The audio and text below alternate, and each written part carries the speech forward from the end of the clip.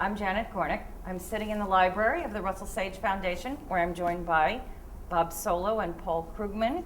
We're here today to hear them share their thoughts about a new book by Tony Atkinson called Inequality, What Can Be Done, which is being published by Harvard University Press this month. I'm especially happy to be here wearing my hat as the director of LIS, the Cross-National Data Center in Luxembourg, where Tony Atkinson has served as a crucial advisor to us for 30 years. He now serves as the board president. He's been an invaluable advisor to all of us at LIS and to the many inequalities scholars who've used our data over so many years. So let's get started. Bob and Paul, welcome.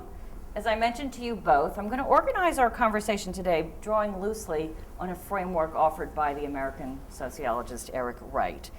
What I want to draw on is his idea of the real utopia. As I think you know by now, a real utopia is a proposed institutional or policy arrangement that's designed in the service of an end goal. The utopia part is, of course, straightforward, and the idea of a real utopia is that many of its components are imaginable and that they exist in whole or in part. So in other words, it's a utopian image, but it's not science fiction. It's in the world of the real.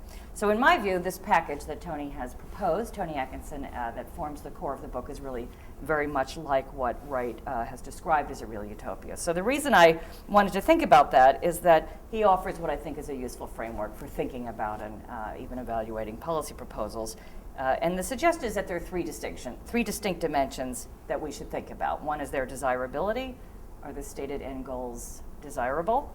The second is the viability. Will the proposed package bring about these proposed and stated goals? And third, the achievability. Is there some feasibility politically? So I drew on this framework when I put these questions together just to get us organized, because the book is, of course, wide-ranging and also quite intricate. So let me first start on the issue of desirability. So the book, of course, is framed around Tony's call for reduced inequality, and the main focus is on income inequality, specifically the income distribution. So the first question, I think perhaps obvious but useful, especially for an American audience, I think, is why are we concerned about inequality?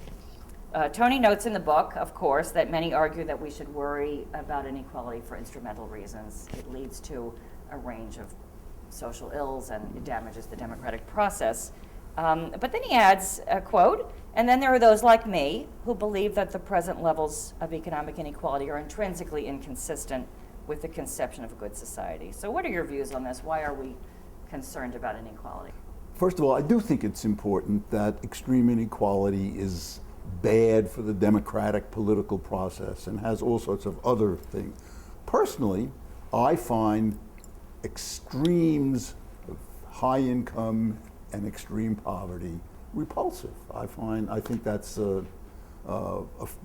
immoral in effect.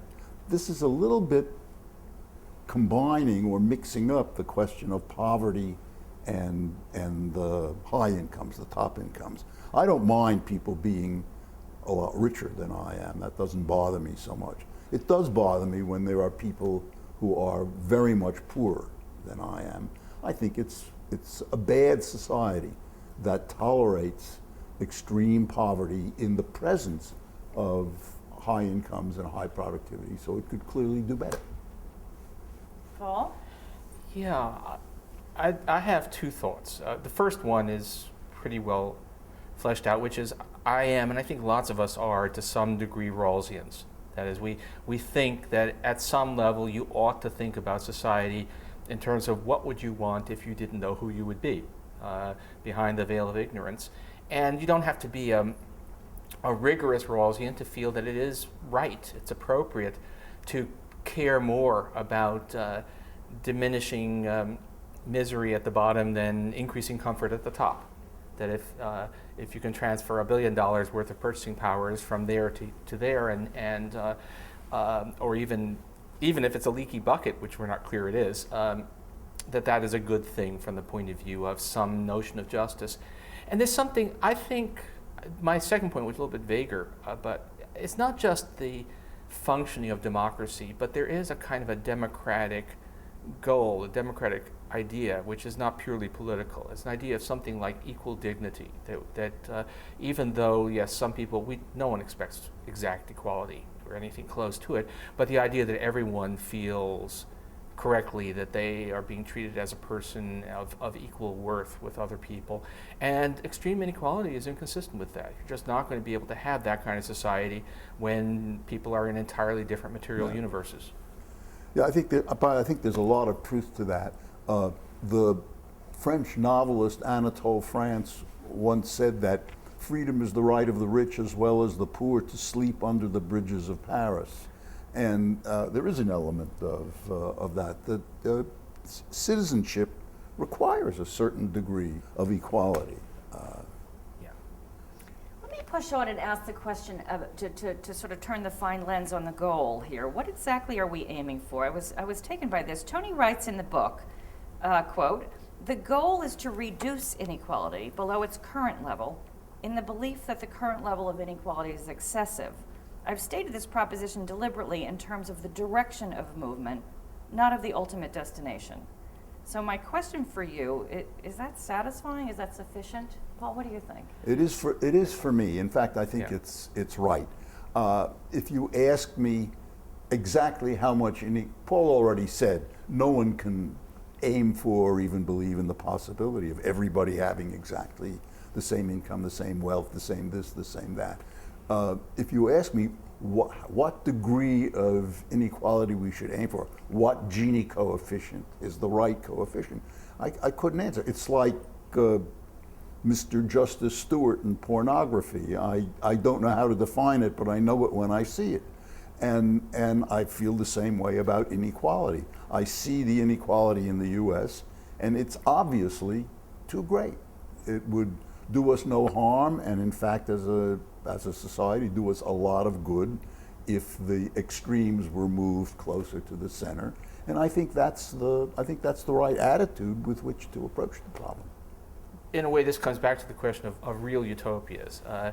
The reality of what can be achieved, we know, is not going to be getting anywhere close to the level of equality that Bob and I and Tony would want in our lifetimes,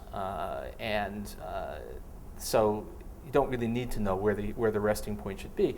I think if you did ask me, the way I would put it is that if we could get inequality back to the sorts of levels that prevailed in Western Europe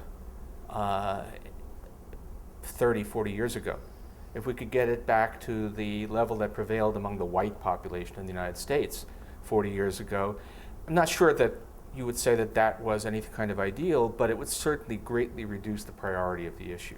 I think that's all that we need to say at this point, that if we could get back to those levels, then it would become an interesting discussion whether further reductions in inequality were a good thing, but it wouldn't be urgent, but now it is. Yeah. So it sounds like you're concerned in the U.S. case both by the high level but also by the rise in recent decades. Is that correct? Yes, certainly. Yes, although I think mostly the high level. I think it's just that we, and the transformation of society, that society of equal dignity, okay, we never were that entirely, but we were a lot closer to it when I was growing up than we are now. So let me ask another question about, again, this end vision, to use the framework of the real utopia. Tony had some very pointed things to say in the book about the relationship between inequality of opportunity and inequality of outcome, and arguing essentially, I would say, that these cannot and should not be viewed distinctly. This is, of course, a long-standing discussion in the United States. What are your thoughts about this? I would go a lot further than Tony did on this issue. You show me a political figure, let's say, who goes on and on about how what we want is equality of opportunity, not equality of outcome, and I'll show you a phony. Everyone knows, everyone's mother knows, everyone's mother-in-law knows that you cannot have widespread of income, extremes of rich and poor, and suppose that the children of those families have equal opportunity. It helps a lot to have a good diet when you're young, to be well taken care of and well dressed and warm and comfortable, and to go to a good school, and to be able to contact your parents' friends when you're looking for a job. It's just ridiculous to suppose that an unequal society can have equality of opportunity. And I think the people who prattle on know that. So they just prattle on. Yeah, not too much to add, except of course we have hard evidence on this as well. We have long-term studies and where we can have some evidence of inherent talent and also, of course, socioeconomic status, and then we have outcomes, and we know that rich dumb kids are more likely to graduate college than smart poor kids. It's and many other things as well. That this is overwhelmingly the case. If you want to talk about unreal utopias, the notion that you can have a highly unequal society where every kid has an equal chance at making it to the top, that's really unreal. That would take one large kibbutz, is what it would take. Talk about the causality, though. I'm interested, there's a lot of discussion about this so-called Gatsby curve, although many think it's sort of oddly named, this scatter plot, showing across countries that intergenerational mobility is negatively correlated with, in the cross-section, inequality. I think the negative correlation is fairly strongly established, but what's the causality? What is really the link? The examples you gave, Bob, about children were really more about poverty than inequality, if I'm understanding this right. Well, I don't distinguish so clearly between poverty and inequality, since we're used in this country to trying to define poverty absolutely. There's a poverty line. If you're below it, you're poor. If you're above it, you're non-poor or whatever. Europeans and others, in fact, practically everywhere else in the world, define poverty relatively. You're poor if you have an income which is less than 2/3 the median or less than 1/2 the median. You can choose the number. So I don't think it's just a matter of poverty. We could all be, to use the great American empty phrase, middle class, and those who are at the top of the middle class would have a better shot at a good life than those who are at the bottom of the middle class. And there are so many channels through which privilege gets conveyed to the next generation.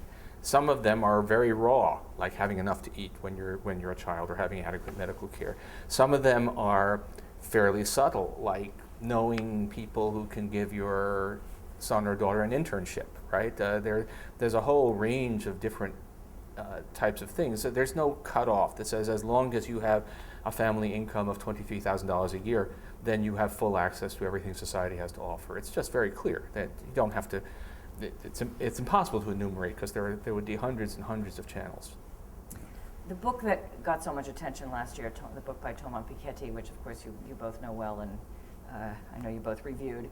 One of the discussions that came out after the book, one of the lines of criticism was that poverty sort of disappeared and that there was actually not very much said about the middle and the bottom, and we know, of course, some of that is because of the data that were used.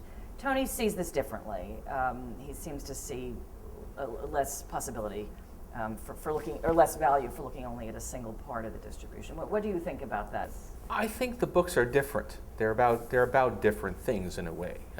Piketty is trying to give us a grand historical sweep, a vision, which is focused on the top because that's where the data are for in the distant past. And he's actually pretty thin on solutions. It's more about here's what's happening. And he's not really talking about society as a whole either. Is he talking about this aspect? Tony is giving us a checklist of things to do informed by research. It's a little bit funny because actually Tony pioneered the kind of quantitative research that Piketty has made such a global story about. But still, it's just different purposes, and I don't see any contradiction between them. But if I'm asking, what can we do? What can the next president, or maybe the two presidents further down the line when the political situation loosens up a bit more, what can be done in Chelsea Clinton's second term? Tony's book is the one that's going to provide much more guidance. Yeah, I generally agree with all that. The lesson I learned from the great stir that Thomas Piketty's book aroused was, with its focus on the 1% or the 10th of 1%, is that envy is a stronger emotion than compassion in people. I think it was a very valuable book, apart from the mass of data and thought that went into it, which is valuable by itself. But I think it was a very valuable book because it brought the issue into the public arena sharply in a way that no amount of talking about the lower tail of the income distribution could ever have done. And but you have to work at both of those things if we want, and Tony's book does. If you want to create a more equal society, you're going to have to do things. One of them is to pull the upper tail closer to the median, and the other is to pull the lower tail closer to the median. So it's compression that we want. Let me turn our attention now to what I've been calling the viability axis. And Paul, you just sort of gave us a good introduction to this. So let me just clarify what I mean by that. I want you to think now about these 15 proposals, or a subset of them, without being constrained, at least for the next 20 minutes, by questions of political achievability. Let's bracket that. So essentially, for each of them, or for all of them as a whole, is the case for cause and effect sound? What about unintended consequences? So let me just remind you and alert the video audience that Tony puts forth a package of 15 proposals. Early reviewers of the book have noted, and I think we probably would agree, that they range from the familiar to the novel. The 15 proposals cover a lot of territory. 2 relate to technology, 2 relate to employment and pay, 3 of them relate to the treatment of capital, 4 to progressive taxation, and 4 to Social Security. So what I'd like to hear you do is reflect on which of them, maybe mention 3 or 4, or as you wish, struck you as the most intriguing or creative, or perhaps the most promising. The ones I particularly liked in Tony's book are those that are not about redistribution, but about affecting how income gets distributed by the market. I was particularly interested in the labor market questions or proposals. Some of them struck me as more useful than others. You may remember that Tony is worried, and so am I, about what I'll call the casualization of employment. He goes on at some length about the increase in temporary employment, the increase in fixed contract employment, the increase in part-time employment. People in jobs like that, the numbers have been increasing, and if they increase further in the future, people like that have very little bargaining power about wages. They have very little claim on the firm as an institution to which they belong. In fact, they have no claim on the firm as an institution to which they belong.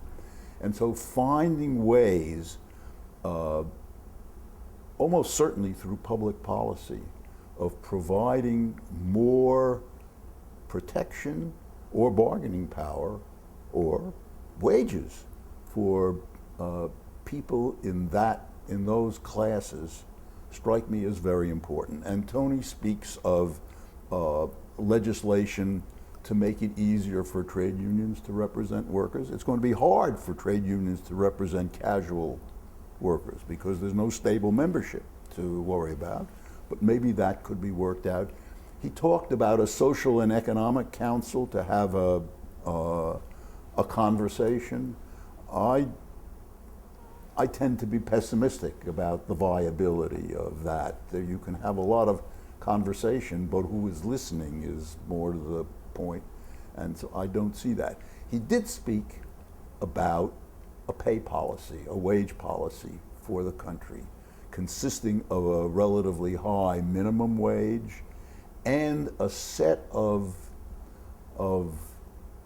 rules or standards or I don't know how to describe it, but ways in which businesses ought to look at the setting of wages. And if any kind of force can be put behind those, I think those would be extremely important. Maybe by changes in corporate governance, maybe by changing the representation on boards of directors, maybe by statute. I don't know. But those are the things that interested me particularly. Okay. Bob scooped me to a fair bit because I think that in some ways the most interesting, for me, the most interesting thing and welcome thing in Tony's book is the emphasis on pre-tax and transfer inequality.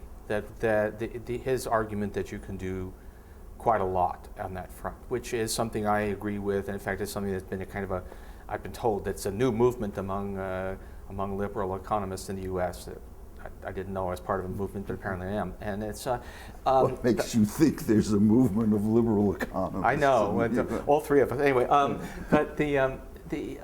but no, Tony talks about enhancing, basically making the environment easier for labor organizing, enhancing collective bargaining. I would actually put minimum wage at a living wage standard is in that same domain, and social economic council, just a moral suasion in effect, tilt the balance, which I think it's terribly important because we do.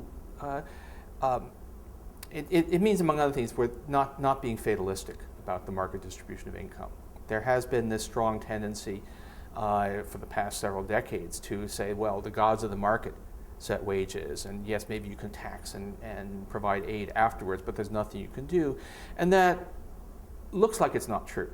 There's actually quite a lot of research, quite a lot of evidence, historical, recent, that says it's not true, that supply and demand is much less of a rigid determinant of the distribution of pre-tax income than current mythology has it, which means that there's room to operate on that front, and that I think could matter quite a lot.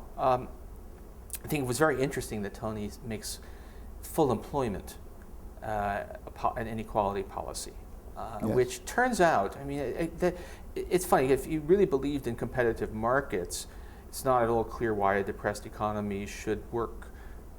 It should hurt everybody, it shouldn't especially hurt labor, but practice shows that doesn't seem to be true, that full employment is actually very important for the share of workers in income and the share of less well-paid workers in income. And Tony, interestingly, proposes not just the usual fiscal and monetary policies, but in fact the government as employer of last resort, which is a very old-fashioned idea, except probably a very good one, and one of those things that we've had this kind of, again, fatalism. We're now in year 8 of this ongoing world economic slump, and it's kind of, well, we tried this, we tried that, but really, full employment either will happen or it doesn't, whereas Tony is saying just make it happen, and that I think is certainly right analytically. Yeah. Guys, Tony does have a set of proposals that I think are interesting, intriguing, and I don't agree with, which is his various things about basically trying to make ordinary families capitalists. Guaranteed positive real return on savings up to a certain point, in effect a government-provided bequest when you reach adulthood. And those are all, they're nice things, but I think that's an ultimately futile effort. The fact of the matter is, wealth is always going to be vastly more unequally distributed than income. Most people are never going to have a significant amount of their income coming from capital, and I would prefer that we just acknowledge that and say that we don't have to be an ownership society, that people don't have to be mini capitalists to be full-fledged members of our society. But that's an interesting thing, because Tony has these arguments, and other people have made them, but it's actually someplace where I would actually not want to follow him. I agree on these things with Paul. We can't get any controversy there. I forgot to mention the full employment notion and the government as employer of last resort, both of which I think are very, very useful ideas. I too am suspicious, or at least unexcited, by the capital grant at age 18. I'm not clear what is accomplished by giving an 18-year-old roughly the equivalent of $15,000. And what happens then? You don't start a small business. It won't pay for much education. The education could be provided in other ways, if put in a bank account and grow at a small real rate of interest, it will amount to something. But I don't think that that's the way to handle retirement either. I think, by the way, in Tony's book, he has another recommendation about major improvement in Social Security, and that I think is the way to do this. I do want to add one redistributive proposal he makes that is interesting to me. We talked earlier about how you can't have equality of opportunity in an unequal society. One of Tony's proposals would kind of eat away at the inequality of opportunity, and that's a sort of cumulative tax on inheritances, so that the very wealthy can't pass on their status, their wealth status, to their kids by a series of gifts during their lifetime, and then leaving some more to them when they die.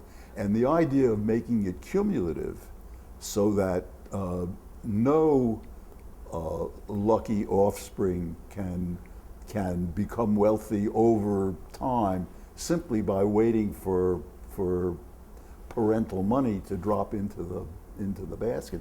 That strikes me as a very useful thing. We're not to talk about achievability yet, but of course I can't help remembering the Congress has been trying to eliminate the pitiful estate tax that we have, and here's someone who wants to make something that's effective. But that would generate some equality of opportunity, or at least improve the equality of opportunity.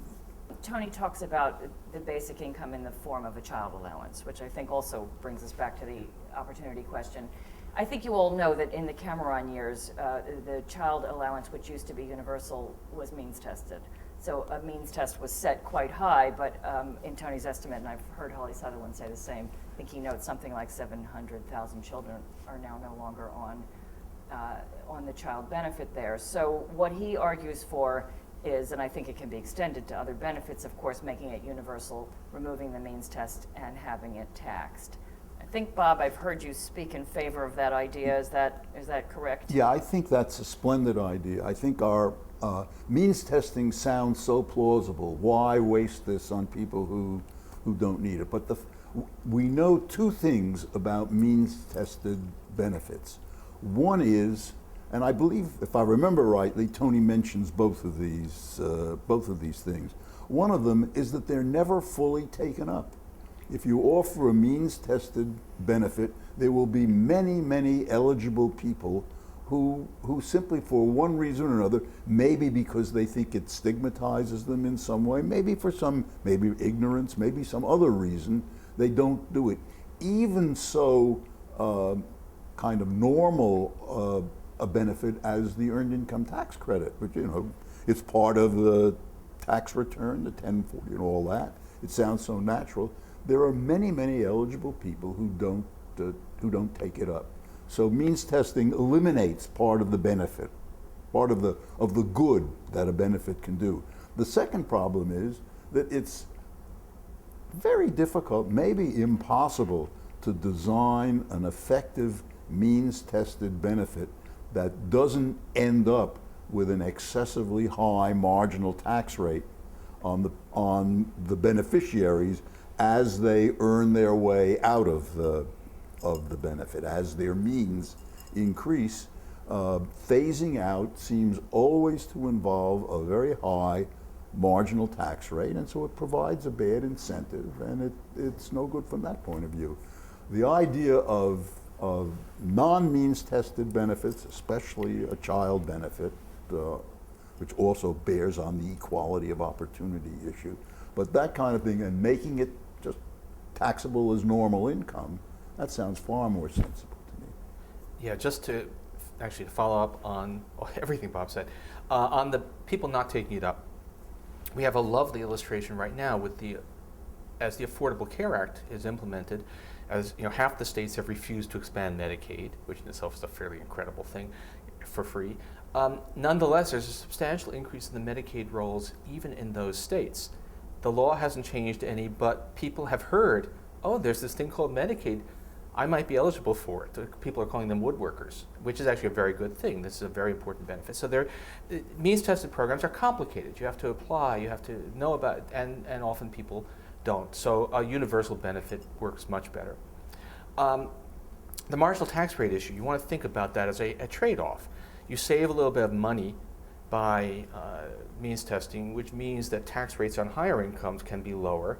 So you're, in effect, trading off a slightly lower marginal tax rate on higher incomes for an often much higher marginal tax rate on lower incomes, and almost certainly that's a bad trade-off to make. I think there's something that goes beyond the economics here, which again comes back to the dignity issue. If we want to help people, requiring that they prove that they are poor enough to get the help. I mean, sometimes, all right, there are some kinds of aid that are always going to be poverty related, and that will make sense. But in general, you want to avoid having people, if your goal is to make sure that everybody has something, then the easiest way to do that is just to make sure that everybody has it, rather than say, well, prove that you can't do it for yourself and we'll do it. That's demeaning, it's complicated, it's not something you want to do unless it's really essential. And in many cases, it really is not. Tony made an interesting comment at the end of this rather complicated discussion, I think a quite exciting discussion of these 15 proposals. He asks himself the rhetorical question, is this a package? And then he answers yes and no. On the one hand, no, that governments and policymakers should feel free to discard the elements that they don't care for. But on the other hand, there are interdependencies among them. So is your sense that if we think of this as a menu of options, that it still would be viable if we end up taking 3 or 4 or 5 out of the 15? Can they live independent of one another, more or less? Oh, I think so. I mean, I'm not even too sure what the interdependencies are. I mean, there are some that I know about. I mean, to think of not specifically the way Tony puts it, but to think in terms, there's a lot of people have been putting in a lot of hard thought on earned income tax credit and minimum wages. And the question is, are those alternatives? Should we, as many economists used to say, do EITC and not minimum wages? And we now understand, I think, pretty well that they're complements. That the EITC makes it, that a reasonably high minimum wage, among other things, makes sure that the EITC goes to where you want it to. That you're not ending up subsidizing employers, that you are in fact subsidizing the workers. So there are certainly some ways, parts of it that work together as a package, but clearly not all 15. And maybe if one looked through it, there are some subgroups that are collections. I don't have anything to add to that. I think that's exactly right. One of the claims that comes up a lot when we talk about policies aimed at reducing inequality is that globalization is now such an overwhelming force that single countries' hands to some extent are tied, that the transnational forces are great and the constraints are too much. Tony's skeptical about that, of course, for many reasons. So what do you think about this argument? Globalization is way overrated as a constraint on what nations can do. For several reasons. One is that even now, even with the world flat and all of that, the bulk of what any economy does, certainly any large economy, but even small ones, is still producing goods and services for itself. That most employment is in non-tradable sectors. If you see these enormous trade numbers, that has to do often with essentially the same value added being counted multiple times, because we ship a component to one country, they do something to it, goes on to another country, and so on. 70%, 80% maybe of employment is in non-traded sectors. There's absolutely no reason why you could not, for example, have stronger unions and higher wages in those sectors. If you ask what's the biggest employer in America right now, the answer is Walmart. Could Walmart be unionized without the jobs moving overseas? Well, yeah, you don't move retail trade overseas. So that's overrated. And then we also believe, there's good reason to believe that that the trade-offs are pretty favorable even in the global economy. That if we ask raising wages, yeah, that raises costs directly. It has, on the other hand, probably some efficiency wage effects that raise productivity. There are probably ways to have even in tradable sectors, to have a substantially higher wage sector than we now do while remaining internationally competitive. The world's biggest trade surplus right now is Germany, and German manufacturing labor costs are extremely high, offset by high quality goods and very good labor management relations. Not sure that we can all manage to do that, but it's kind of a lesson. If you think that the winds of global competition force us all to compete head on with Vietnam, it just doesn't look that way. No, I think that's right. I don't know how to make a count of the number of jobs that are exposed to competition from low-wage countries, so that globalization is a real constraint. But in an economy in which 70 or 80% of all employment is in the service sector, it doesn't seem to me likely that we're that severely limited. And by the way, wages in the service sector is extraordinarily diverse. It includes Goldman Sachs and it includes Walmart. Right.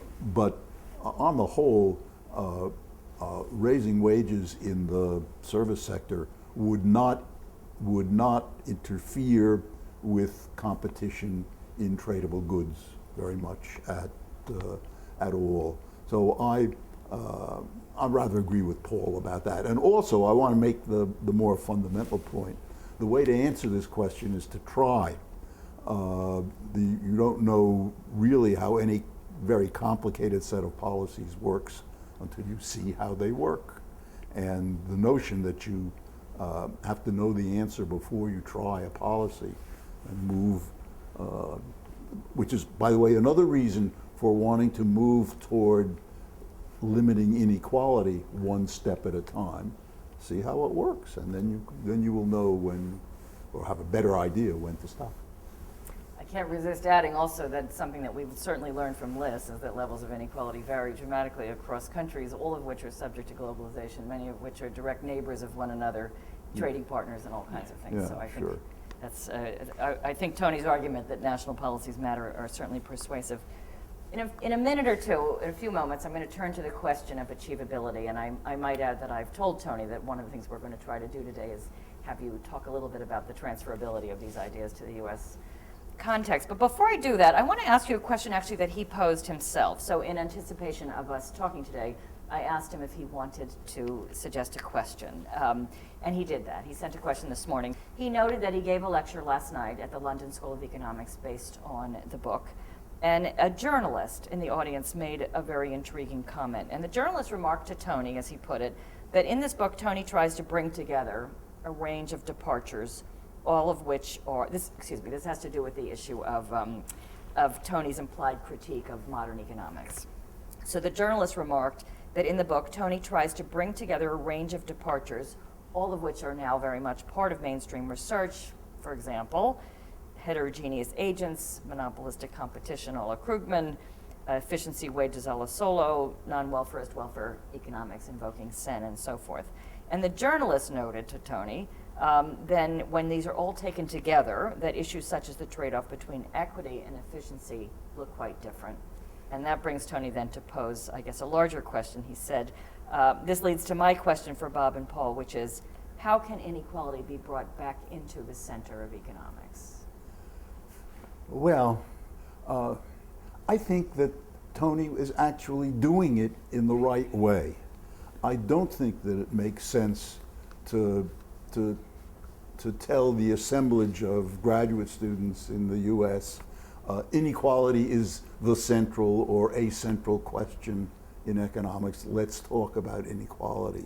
There's an intellectual history to economics, and we're going to follow some of those paths, undoubtedly, and all those things. That was a very clever journalist, by the way. I'm not sure we would have such comments here. But all of those items, the economics of heterogeneous agents, that makes sense in the history of economics, because there's a history that did that once and then goes against it, and time to come back. The same thing about all the modern theories of the labor market, one way or another. I think that's the way to go. You want to correct deviations of mainstream economics from good sense. and eventually that will help you understand the inequality issue better. But to tell everybody that we're now going to start your program with Inequality 1, followed later by Inequality 2, does not sound to me like a successful way. If you look at what's actually going on among younger economists, probably not a large number who are, say, studying inequality, but who are studying issues that bear on the issue on inequality. Yeah.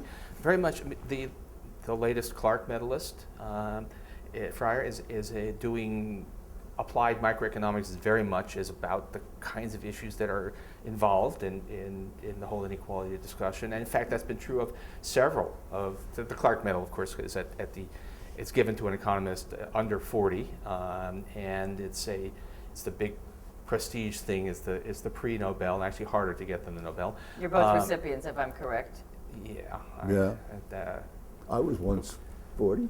So was I. Well, it feels like a long time ago, though. I guess even further in your case. But so we go on. But in fact, I've seen some complaints. Some people are saying we need to give a few Clark medals that are not for applied microeconomics focused on labor markets, which has been mostly what we've been getting lately, which is telling you that we're not that far. So don't judge economics by what people who are now 60 did for their stuff. Judge it by what's happening now. And inequality is, I do a course which I'm going to port over to CUNY now, on the economics of the welfare state, which is clearly on these issues, and it's not in the economics department because it's a grab bag. It's a bunch of different subjects. There are different disciplines there, and I suspect that's always going to be true. It doesn't quite make sense as an economics course, but they're all topics that are being studied by economists. So I think we're not in as much trouble as that suggests. So there's hope for the future, it sounds like. So the message for Tony is that there is an internal logic to economics that's working itself out, and applying these things to inequality type issues is a good thing for the society, but it doesn't have to come from inside economics. It comes from the world. Let me turn our attention now to the question of achievability. I realize this is something we could probably discuss for hours, and we won't. But I want to turn our eyes to the United States. As you know, the book was written. For those of you who've read it will know many of the examples are about the United Kingdom, but many about the United States as well. And I think Tony's trying to make a case that would make sense in most high-income countries. So Tony has noted already that he's receiving the message that most of what he proposes is dead in the water in the United States. He gave a talk in London last month, and he noted that the New Yorker said in its articles last month that, this is Tony speaking, my proposals wouldn't work in the US, but I don't believe that. I don't believe they're off the wall. He's referring to a recent piece by Jill Lepore in the New Yorker in which she wrote about Tony's book. In the United States, most of his proposals are non-starters. So I'd like to hear each of you reflect on that rather stark assessment. Well, yes, they are, many of them are non-starters now. They would not have been non-starters when Franklin Roosevelt was president. And there may come a time when they'll be starters. It's worth getting that stuff down and having it discussed on the chance that the evolution of the society and the political situation will move in the direction where they'll have a little more appeal. Actually, they probably have some appeal now. It's the political system that is log jammed, and that may change. So I think it's a mistake to be too short term in one's judgments about these things, and you cast your bread on the waters. So first of all, yes, if you ask which of these proposals could pass the current House of Representatives, or the current Congress, you got to be kidding. But that's no way to think about it. Things change, and issues can change radically. At the moment, the big changes in public opinion have been on social issues.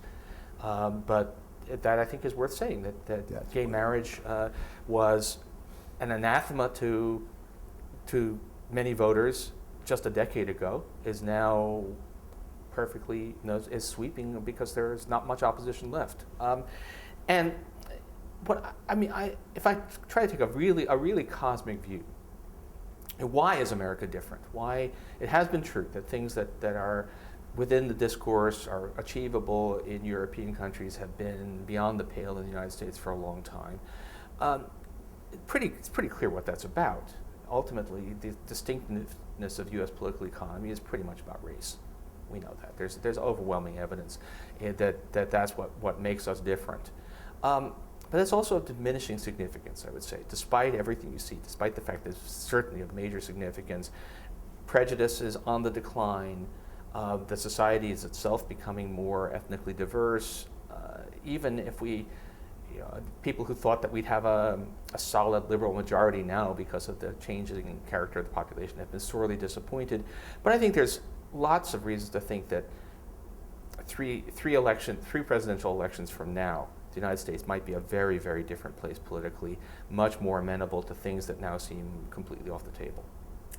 If you were to envision what might enter the realm of political feasibility in the United States in the next few presidencies, let's come back to this question about whether we're talking about shifting the market distribution or the post-tax and transfer distribution. Where would we be more likely to see traction in the United States? Let me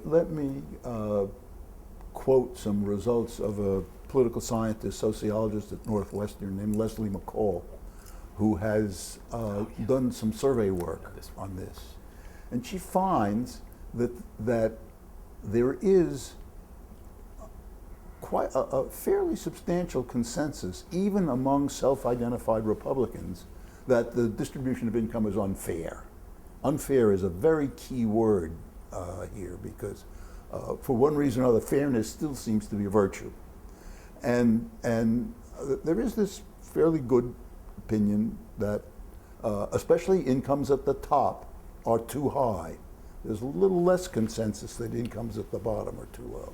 Then she goes on to ask, should the government do anything about this? Or what should the government do about this?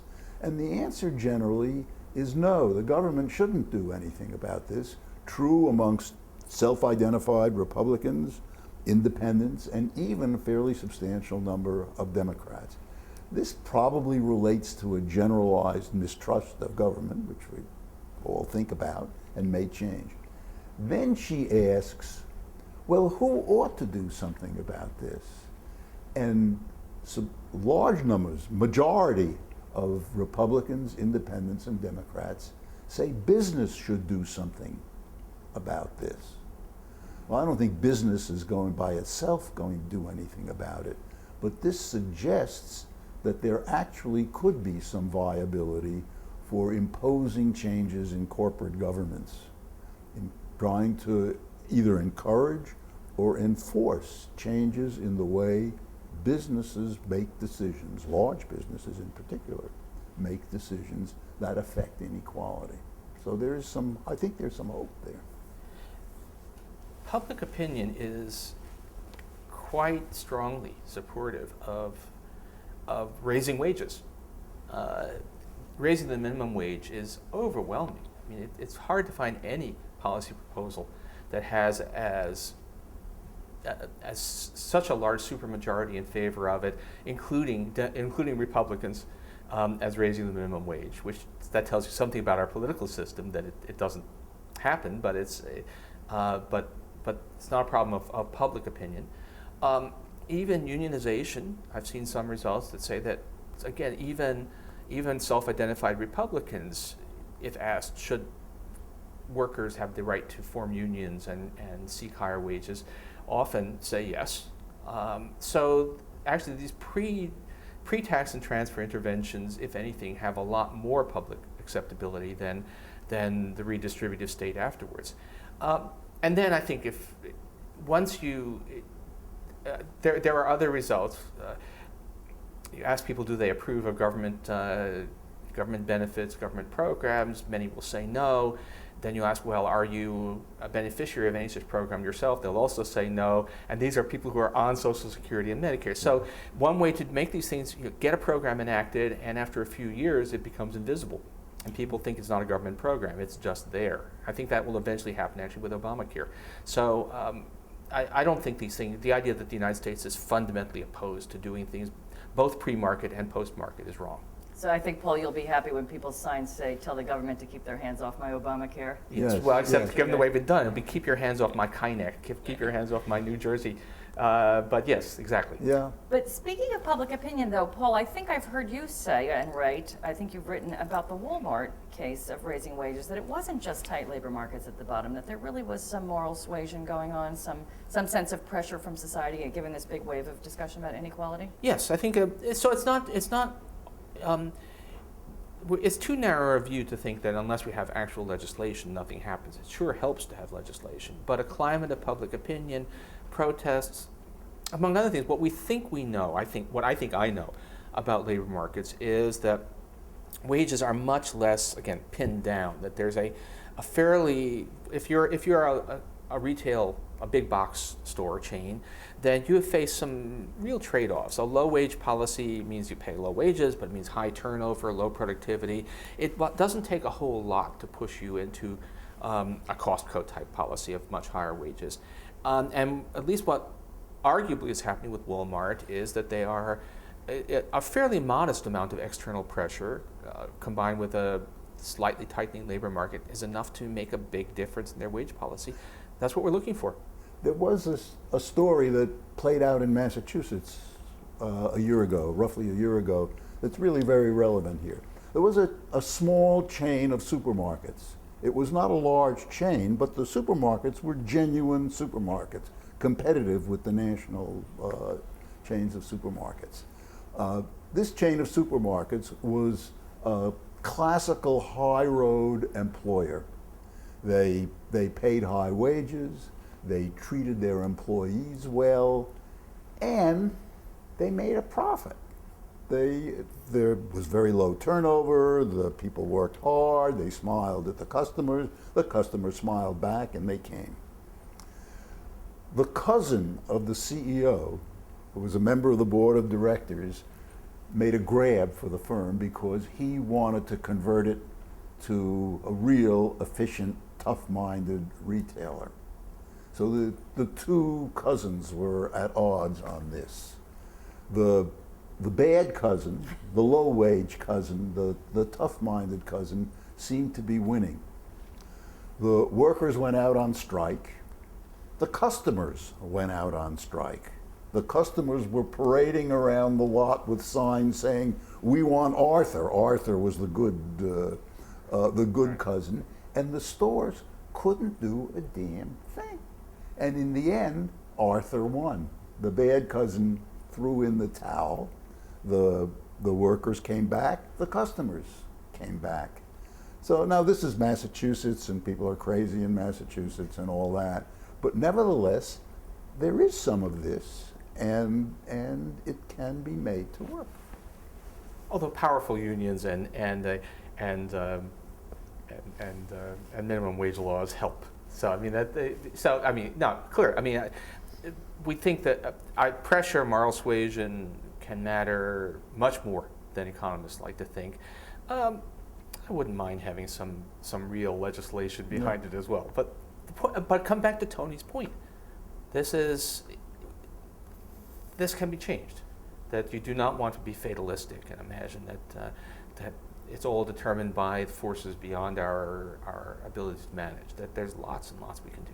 In any case, inequality will be a theme in 2016, but how that will shape, we don't know. So my question for you is, I think I'll start with you, Bob. Imagining that you're going to enter the race, which would make many people happy. I'm going to assume you're going to enter on the Democratic side, maybe challenging Hillary and Bernie Sanders. So what are you going to tell the American people about inequality, and how would you frame it today, not 30 years from now, but today, to try to make it palatable? I have no originality in this kind of thing. You know, it's not what I normally do, and I would stick with with what I imagine to be tried and true and popular themes, such as children. It's really a terrible thing to raise a generation of children who have no hope of, and who have legitimately no hope of getting anywhere, of making a success, who face infinitesimal probability of success. I'd push on the kids, and I would push on fairness, which, as I said, is most Americans respond very well and correctly to the notion of fairness. I would work on the, without suggesting that that equality of opportunity is a fraud, I would try to get across the idea of real equality of opportunity, and that it's not a trivial thing. It's not a matter of something that it says on paper. Opportunity is not on paper. Opportunity is what the society offers you, and we have to do something about that. So Paul, I don't know if you're going to run against him or run No, with him, but what would you say though today in the current language and No, I framing think of today? Almost exactly what Bob said. You talk about fairness, you talk about decent lives for American families, you talk about children having the opportunity to rise, opportunity for your children. The thing is, it's actually, this is already there. I mean, we know this is pretty much the language that Hillary Clinton is using. It's pretty much the language even of those Democrats who either are or some of whose supporters wish would challenge her. It's really on the Democratic side, it's all, yes, you say it, but I don't trust that you mean it. So the language is already there, and I don't think that's the problem. Actually, there's quite remarkable unity on one side of the political aisle on these issues, at least at this point. You have a Democrat, if a Democrat is elected, then when the question comes, okay, but you say you're going to raise the minimum wage to where? You say you're going to provide more help to children, how much? Then that's where it'll become, there'll be disputes. But I think that the general thrust and this new view that says that wages are at least in part a political construct that can be moved is again widely accepted. So no, I mean it's not really. It's not going to be a hard thing, and I'm not sure I could supply anything that isn't already there. And neither of us is going to get the nomination, but we might push Hillary Clinton a little bit. So, but will you push her on the labor market or on taxes or both? Where would you push her? I would try to do as little on the taxes. I think that's working against a reflex. We're talking politics now. That's a reflex that it's hard to beat. I would work on the things that we have been talking about. Well, I think high-end taxes, there still is political as well as economic room to raise top tax rates and to close loopholes. There is room for some. I am led to believe by people I talk to that a Clinton administration, if such a thing is coming, would probably be seeking some expansion of aid focused on children. So the spending priorities would be on children. Because we've actually, in the form of Obamacare, we've already had a quite big policy focused on low-income wage earners. That's really who the big beneficiaries are there. And it's one that's financed by highly progressive taxes. So we've actually just had a significant strike against inequality, but the next step would be largely child-oriented. But I think the place where there's a lot of room, because it really hasn't been pushed at all, it hasn't been exploited, is on the labor market. Yeah, I agree, except that I'm maybe a little more pessimistic about high-end taxes. I can't help remembering that when the talk was about the estate tax, the press was full of family farms that had to be sold in order to get hold of the cash to pay the estate tax, and people swallow that sort of thing, whereas of course that's not what it's about. That's a hard nut to crack. If we could, it's not worth taking a swipe at it, I'll agree. One interesting just factoid, which no one seems to know, is that as best we can tell, the effective federal tax rate on the top 1% is back to just about what it was pre-Reagan. that reflects partly a reversal of the Bush tax cuts at the very top end. And it reflects the fact that actually Obamacare is paid for with some significant surcharges on investment income. So, Yeah. so it's not. It may be hard to talk about it. You know, anything that smacks of punishing success is still going to be anathematized. Can you think of a good way to get capital gains taxed as ordinary income? Well, talk about a revenue emergency or something. But Yeah. no, I don't know. But moving it up is a possibility. Yeah. Let me ask you if you have any final thoughts about the book, the transferability to the United States, inequality in economics. Any final thoughts? I mean, I'd like to hope that we get a kind of 1-2 punch here. That we, if you like, last year was the year of, hey, inequality is a really big thing, which is not news to lists, is not news to a lot of us, but in the broader public, still apparently came as a revelation, and that maybe now we have the chance to say, and there's a lot you can do about it. So, and the fact that of Tony's 15 proposals, the number that could pass the current Congress is -3, and the number that are likely to pass in the next 4 years or so is not more than 1 or 2, shouldn't change the fact that we actually have a set of pretty reasonable, there are no technical obstacles to implementing a lot of this stuff, Yeah. and that maybe moves us. Well, I hope that's the case. Yeah. I'm older than you, Paul. It's got to come sooner, or I'm not going to benefit from this. Yeah, I know. Thank you very much. Thank you to both of you.